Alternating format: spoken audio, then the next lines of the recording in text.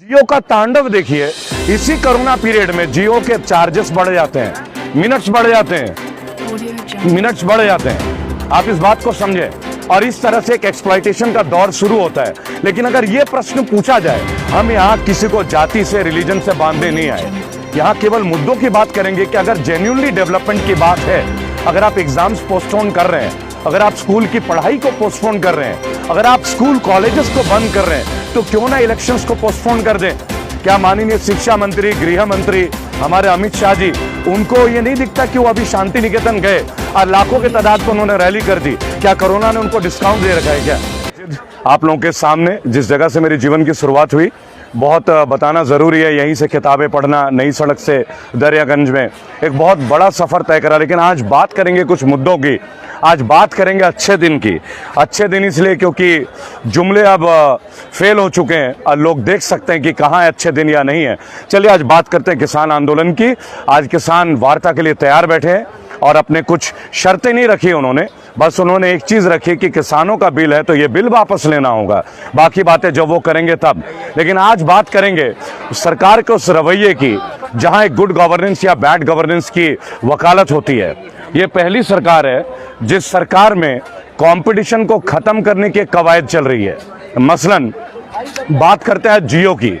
आप जानते होंगे 3 साल पहले तक हमारे यहाँ वोडाफोन, आइडिया और तमाम अन्य, एयरसेल, बहुत सारे प्रोवाइडर्स रहे हैं, बहुत सारे। फिर अचानक से रिलायंस जियो का आना होता है और रिलायंस जियो जब आते हैं, telephone regulatory authority of India, try, उन्हें फ्री में डेटा बांटने की परमिशन दे देते हैं। देखिए किस तरीके से मगरमच्छ छोटी छोटी मछलियों को खाता है। वो कहानी कैसे सच होता है वो आज आपके सामने शेयर करेंगे। लोग मुफ्त के चक्कर में सब जियो के पास आ जाते हैं, लेकिन TRAI, telephone regulatory authority of India, एक बार भी ये प्रश्न नहीं पूछती कि आप फ्री में कॉलिंग, फ्री में आउटगोइंग, फ्री में डेटा सर्विसेज क्यों दे रहे हैं और कैसे दे रहे हैं। जिस तरह गलत करना गलत है, उसी तरह किसी चीज़ को करोड़ों लोगों में मुफ्त में बांटना, जहां इंफ्रास्ट्रक्चर इन्वॉल्व है, लेकिन गवर्नमेंट को एक भी सवाल नहीं होता, गवर्नमेंट नहीं पूछती है। आज उसका नतीजा देश के करोड़ों लोग भुगत रहे हैं। आज पूरे देश में एक मोनोपोली हो गई है जियो की। क्यों? क्योंकि वोडाफोन बिक गया, आइडिया बिक जाता है, एयरसेल बिक जाता है, और कारण केवल एक है, बड़ी मछली छोटी मछली को जीने के लिए नहीं छोड़ती। ठीक उसी तरह जैसे अदानी या अंबानी आज किसानों को खत्म करने के लिए तैयार हैं, तत्पर है। आज किसानों की बिल की बात हो रही है। इधर आ जाइए भाई साहब, इधर आ जाइए, आइए आप इधर आ जाइए। किसानों की बिल की बात हो रही है। 2020 में हम इस बिल को देखते हैं, लेकिन 2019 में अडानी जी 19 कंपनी रजिस्टर्ड करते हैं भारत के कोने कोने में। ये एक पहला तरीका था किस तरह मार्केट में मोनोपोली करने का, जो ईस्ट इंडिया कंपनी ने किया था हमारे देश के लोगों के साथ। आज वही ये गवर्नमेंट भी कर रही है। लेकिन अगर हम कुछ तथ्यों के साथ बात करें तो शायद बहुत अच्छा होगा। फिरोज, अगर हम तथ्यों के साथ बात करें तो बहुत अच्छा होगा। तो चलिए तथ्यों के साथ बात करते हैं। 9 के 9 प्रोवाइडर, जो ये 2G घोटाले, 3G घोटाले, 4G घोटाले, कहाँ हैं वो घोटाले और कहाँ है वो घोटालेबाज? क्या वो जेल गए? क्या वो हिरासत में है? ये सवाल हमें पूछना चाहिए अंधभक्तों से और बीजेपी की गवर्नमेंट से। क्या आपने बोला लाखों करोड़ों का घोटाला हुआ, 2G scam, 3G scam, 4G scam, जीजाजी स्कैम, जितने भी हों, लेकिन अगर वो घोटाले हुए तो घोटाले कहाँ हैं और वो घोटालेबाज कहाँ हैं? लेकिन हम एक बात कह सकते हैं कि आपने तमाम लोगों को आपने आदी बनवाया। एक प्लान तरीके से फ्री में जियो के कनेक्शन बंटवाए, फ्री में डेटा दिया। आज वही जियो तसल्ली से हमसे पैसे ले रहे हैं, जब मर्जी अपना डाटा खत्म कर रही है, जब मर्जी अपने मोनोपोली कर रही है। पहला था। आइए कंपटीशन की बात करते हैं कि हमारे देश में कंपटीशन का स्तर क्यों खत्म हो रहा है। दोस्तों, पिछले 1 हफ्ते से ट्विटर में हम एक आंदोलन चला रहे हैं, यूपीएससी नोटिफिकेशन। पिछले 3 साल से यूपीएससी के प्रॉपर नोटिफिकेशन नहीं जा रहे हैं। जो नौजवान बच्चे अपने एज लिमिटेशन में कॉम्पिटिटिव एग्जाम की तैयारी कर रहे हैं सरकारी नौकरियों के लिए, प्रतियोगिताओं के लिए, उनकी नोटिफिकेशन नहीं आ रही है। एनटीपीसी और रेलवे की जॉब्स की अपॉइंटमेंट नहीं हो रही है, लेकिन वो कहते हैं कि हम इतने लाख जो है वो नौकरी देंगे। आप कितने लाख देंगे, नहीं देंगे, ये हमारा प्रश्न नहीं है। लेकिन अगर गवर्नमेंट की वैकेंसीज आप ला नहीं रहे और आप ये दिखा रहे जैसे जजों के पद खाली हैं, जैसे उत्तर प्रदेश में पुलिस का कद ज्यादा होना चाहिए, जनसंख्या के मुकाबले पद ज्यादा होना चाहिए, तो क्राइम ऑटोमेटिक बढ़ेगा। लेकिन अगर पद है तो आप रिक्तियां क्यों नहीं निकाल रहे हैं, आप वैकेंसीज क्यों नहीं निकाल रहे हैं? लेकिन इस पे बात नहीं होगी। अब बात करते हैं किसान आंदोलन के उस जरिए का जहां आज लोग बेहद परेशान हैं। किसान कहते हैं कि हमें ये प्रणाली पसंद नहीं है।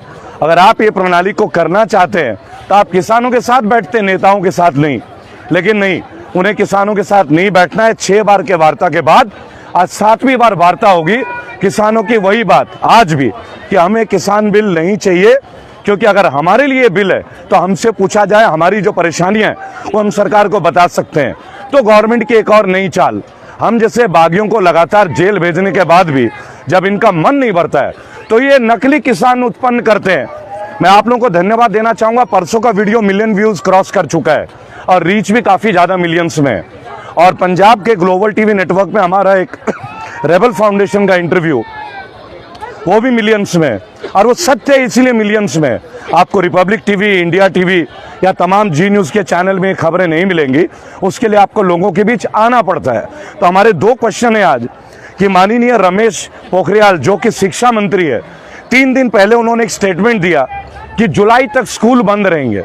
मैं स्वागत करता हूं आपके फैसले का, आपने स्कूल बंद किया, लेकिन स्कूल बंद करने का कारण क्या होगा? कोरोना?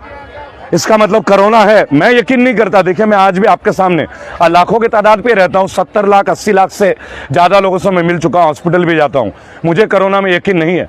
और अगर आपको यकीन है और अगर आप छुट्टियां दे रहे हैं कि नहीं स्कूल बंद रहेंगे, तो क्यों ना बंगाल का इलेक्शन पोस्टपोन कर दें? क्योंकि कोरोना केवल स्कूल के बच्चों को तो अटैक करेगा नहीं, कोरोना केवल बच्चों पे तो नहीं आता है भाई। कोरोना तो एक बीमारी है, वो ना तो वो बहुत सेक्युलर भी है, जात पात को नहीं मानता, हिंदू मुस्लिम नहीं पहचानता, छोटे बच्चे बुजुर्ग किसी को भी अटैक कर सकता है। तो जब आप स्कूलों को बंद कर सकते हैं जुलाई महीने तक, तो बंगाल के इलेक्शन भी जुलाई तक पोस्टपोन कर दीजिए। आपकी सत्यता का प्रमाण आपके एक्शन से हमें पता चल जाएगा कि हाँ ये बीमारी है, ये बहाव है। आप लोग इधर आ जाएं भाई प्लीज, देखिए वो रास्ता है, इधर आ जाइए भाइयों, इधर आ जाइए। लेकिन क्या ये प्रश्न हमारा उठाना गलत है कि जब आप स्कूल बंद कर रहे हो जुलाई तक, तो आप इलेक्शन को पोस्टपोन क्यों नहीं करते? भाई जनता लाखों की तादाद पे आती है भीड़ करने, लाखों की तादाद पे, तो फिर तो ये बीमारी और खतरनाक तरीके से फैलेगी। तो आपके नेताओं के लिए कोरोना का प्रोटोकॉल अलग है, छात्रों के लिए अलग है, गरीब मजदूरों के लिए अलग है। भाई 2 मिनट बात कर लेंगे प्लीज, है ना? आप ही के लिए बात करते हैं। जेल की यात्रा भी आप जैसे भाइयों के लिए है। हमारी मेहनत को सफल होने दीजिए, जनता की आवाजें जनता तक आने दीजिए। और अगर आप बोलना चाहे आइए, आपका स्वागत है, आप ही का मंच है मेरे भाई। दोस्तों, छोटा सा ये प्रश्न था, और अगर स्कूल आप जुलाई तक बंद कर रहे हैं, कुछ राज्यों में कॉम्पोजिट फीस एक नया चैप्टर है, नौकरी है नहीं, काफी लोगों की जॉब चली गई, वर्क फ्रॉम होम में सैलरी 40% कट है। इस वीडियो के माध्यम से तमाम सीबीएसई के जो प्राइवेट स्कूल हैं, बड़े बड़े school, Delhi public school, APJ international school, lotus valley school और जितने भी स्कूल हैं, क्या सरकार इन स्कूलों में जाके पता कर रही है क्या टीचरों को तनख्वाह पूरी मिल रही है? क्या स्टाफ को तनख्वाह पूरी मिल रही है? क्या अगर नहीं मिल रही है तो बच्चों से पूरी फीस क्यों ली जा रही है? उत्तर प्रदेश में एक नया शब्द है कॉम्पोजिट फीस, क्योंकि मैं उत्तर प्रदेश में रहता हूं, ग्रेटर नोएडा में रहता हूं, और मैंने पूरी फीस पेड की अपने बच्चों की। उसका कारण है, जब पेरेंट्स टीचर एसोसिएशन ने मुहिम डाली, भाई आप लोग इधर आ जाइए, उनका देखो बिजनेस का टाइम है, हमारी वजह से किसी को कष्ट न हो, इधर आ जाएं प्लीज, वहां मत जाम कीजिए, इधर आ जाइए, आपका मंच आइए जी। तो मैं ये कहना चाहूंगा आपसे, कंपोजिट फीस, इसके नाम पे पेरेंट्स से पूरे फीस वसूले जा रहे हैं। क्या होता है कंपोजिट फीस? इसका परिचय दे दीजिए। उत्तर प्रदेश गवर्नमेंट ने 1 साल पहले ये कर दिया, तो क्या आपको पता था क्या कि कोरोना आने वाला है? आपको इसकी जानकारी पहले से थी क्या कि पेरेंट्स प्रोटेस्ट करने वाले हैं? ये सवाल पेरेंट्स का भी है, सवाल शिक्षकों का भी है, क्योंकि शिक्षकों को पूरी पेमेंट मिल नहीं रही है। मैं आपको बताना चाहूंगा, प्राइवेट स्कूल के लाखों करोड़ों टीचर्स आज अपनी पेमेंट नहीं ले पा रहे हैं, वो अपना ऑनलाइन क्लासेस कर रहे हैं। और जियो का तांडव देखिए, इसी कोरोना पीरियड में जियो के चार्जेस बढ़ जाते हैं, मिनट्स बढ़ जाते हैं। आप इस बात को समझें, और इस तरह से एक एक्सप्लॉयटेशन का दौर शुरू होता है। लेकिन अगर यह प्रश्न पूछा जाए, हम यहाँ किसी को जाति से, रिलीजन से बांधने नहीं आए, यहाँ केवल मुद्दों की बात करेंगे कि अगर जेन्युइनली डेवलपमेंट की बात है, अगर आप एग्जाम्स पोस्टपोन कर रहे हैं, अगर आप स्कूल की पढ़ाई को पोस्टपोन कर रहे हैं, अगर आप स्कूल कॉलेजेस को बंद कर रहे हैं, तो क्यों ना इलेक्शंस को पोस्टपोन कर दें। क्या माननीय शिक्षा मंत्री, गृह मंत्री हमारे अमित शाह जी, उनको ये नहीं दिखता कि वो अभी शांति निकेतन गए और लाखों के तादाद पर उन्होंने रैली कर दी? क्या कोरोना ने उनको डिस्काउंट दे रखा है क्या? अमित शाह साहब के लिए अलग पैमाने हैं, बंगाल राज्य के लिए अलग पैमाने हैं, दिल्ली के लोगों के लिए अलग पैमाने हैं। एक माता पिता अपने बच्चे के साथ बगैर मास्क के जाए तो 2000 का चालान करा देते हो आप। क्यों भाई? कोरोना ने केवल ये बोला है कि मैं तुम मास्क पहनोगे तो तुम्हें अटैक नहीं करूंगी या करूंगा, और लाखों के तादाद पे जब आता है तब कोरोना इनएक्टिव हो जाता है। देखिए, एक युवा जर्नलिस्ट होने के नाते तमाम वीडियो चैनलों को मैं एक बात बोलना चाहूंगा, जो भी नेशनल मीडिया के लोग हैं, मेरी अक्सर मुलाकात होती है। मैंने उस दिन रिपब्लिक टीवी के कुछ चैनल को किसान आंदोलन में देखा, वो माइक अपने जैकेट के अंदर घुसा रहे थे, उन्हें डर था। तो मैं उन चैनल वालों को एक बात बताना चाहूंगा, किसान कभी उग्र नहीं होते, आपको किसान से डरने की जरूरत नहीं है, लेकिन कृपया करके किसानों के लिए गलतफहमियां ना फैलाएं कि किसान पिज्जा खा रहा है, बर्गर खा रहा है। पिज्जा और बर्गर भी आटा से ही बनता है। क्या पिज्जा और बर्गर खाने के लिए हमें लाइसेंस की जरूरत है? क्या वो किसान वीजा लेके आएंगे? अपने ही देश में अगर आप खा सकते तो उनको खाने की परमिशन नहीं है क्या? हम जो खाते हैं वो अन्न वही उगाते हैं, तो उनके ऊपर ये प्रश्न क्यों? आखिरकार ये बात हमें समझनी होगी। दोस्तों, उचित समय जो भी बीजेपी को फॉलो करते हैं, मेरा उनसे दो सवाल है। मैं आपके अगेंस्ट नहीं हूं, लेकिन खुली आंखों से जो चीज आपको दिखती हो, उन प्रश्नों को आप भी उठाएं। आखिर आप एक देश के जिम्मेदार नागरिक हैं। आंखें बंद करके तो किसी से प्यार नहीं करते हैं ना आप। अपने बच्चे को भी तो सुबह उठ के देखते होंगे ना कि बाल बढ़ गए तो बाल की कटिंग होनी जरूरी है, कपड़े गंदे तो कपड़े बदलने जरूरी है। अगर हम अपने घर की गंदगी को झाड़ू से साफ करते हैं, पोछा लगाते हैं, तो अगर हमारे देश में गंदगी फैल रहा है, उस देश की गंदगी को फैलाना हमारी जिम्मेदारी नहीं है क्या भाइयों? जिम्मेदारी है या नहीं है? जिम्मेदारी है या नहीं है? आवाज है? क्या आप लोग सरकार के इस रवैये से खुश हैं? नहीं। क्या आपको नहीं लगता कि कोरोना के नाम पे बहुत सारी गलत धारणाएं फैलाई गई हैं? क्या आपको लगता नहीं कि सरकार जिस तरीके से भेदभाव कर रही है आज किसानों के साथ या जातियों के साथ, ये गलत हो रहा है? बहुत ज्यादा गलत हो रहा है। क्योंकि देखिए, सरकार कहती है मास्क नहीं पहनो 2000 रुपए का चालान दो। क्या सरकार को ऐसा नहीं करना चाहिए कि अगर कोई मास्क नहीं पहना 50 रुपए का चालान लो, क्योंकि 20 रुपए का तो मास्क ही आता है या 10 रुपए का मास्क आता है, तो 2000 का चालान एक तरह से उगाही का तरीका नहीं है क्या? तरीका है या नहीं? आज अगर स्कूल कॉलेज बंद है जुलाई तक, शिक्षा मंत्री बोल रहे हैं, तो क्या इलेक्शन बंगाल में पोस्टपोन नहीं होने चाहिए? बिल्कुल होना चाहिए। क्या अमित शाह की रैली लाखों की तादाद में उचित है? नहीं। क्या वहाँ कोरोना नहीं फैलता है क्या? बहुत ज्यादा फैलेगा वहाँ, बराबर ना? तो अगर आप शॉपिंग मॉल खोल सकते हैं तो आप स्कूल भी खोलिए। पैमाना तो सबका बराबर होना चाहिए ना भाई। हमने तो एक पहला प्रश्न, भाई आप लोग थोड़ा इधर आइए, थोड़ा इधर आइए आप दोस्तों, भाई आप इधर आइए, यूथ है, बार बार मत कहलवाइए।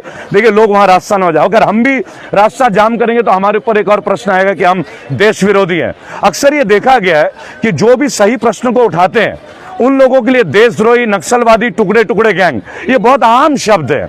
अब देखिए, मैं हिंदू ब्राह्मण, मेरे पीछे जामा मस्जिद, अब क्या यहाँ भी पैमाना आप हिंदू और मुस्लिमों का लाएंगे? भाई देश विदेश के लोग यहाँ आते हैं, मैं मंदिर में भी होता हूँ।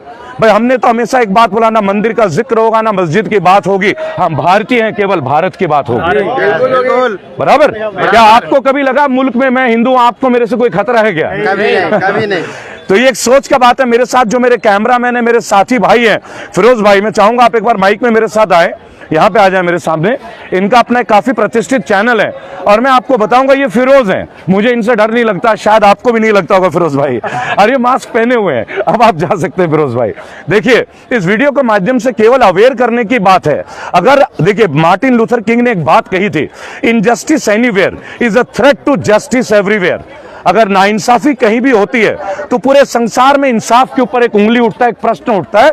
अगर आपको कुछ गलत लगता है तो आप इस गलत को, अगर आप सामने नहीं आ सकते हैं, सोशल मीडिया में आइए, सोशल मीडिया में किसानों को सहयोग कीजिए, सपोर्ट कीजिए, अपने मुद्दों को सपोर्ट कीजिए, प्राइवेट टीचर्स के लिए आवाज उठाइए कि देश भर के जितने भी लोग हैं, आज प्राइवेट स्कूल जो है बड़े बड़े नेताओं के, मेरे आपके जैसे साधारण लोगों के नहीं है क्या?